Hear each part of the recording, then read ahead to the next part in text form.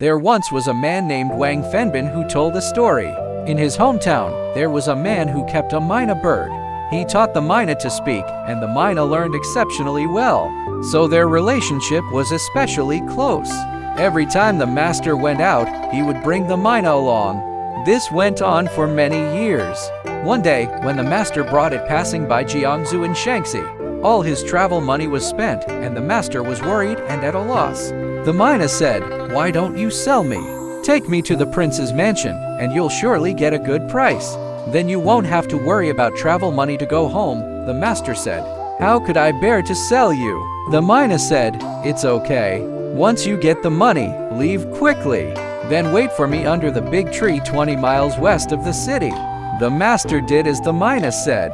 The master took the Mynah to the city, and in front of a crowd, the master and the Mynah had a question and answer session. More and more onlookers gathered to watch the spectacle.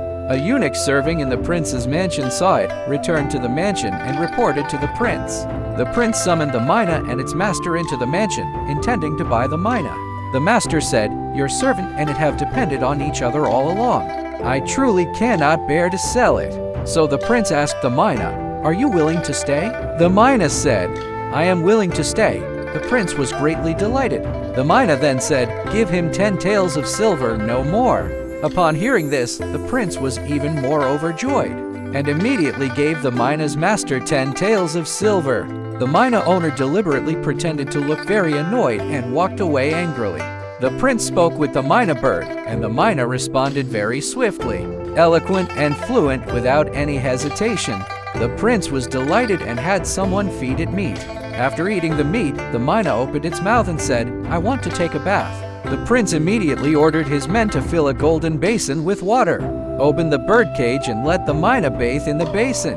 After the Mynah finished bathing, it flapped its wings and flew onto the eaves, carefully preening the feathers on its wings with its pointed beak. It also shook the down all over its body, still chattering endlessly with the prince, speaking in a tone of intimacy.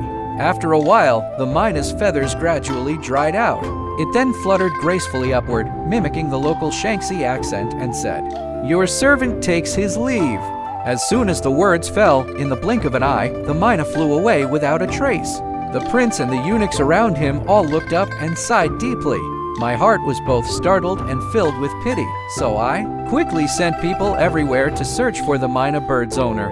But in the end, not even a single figure could be found. Later, a person who traveled to Shaanxi, in the bustling city of Xi'an. By chance, I saw the original owner of the Mynah walking it on the street.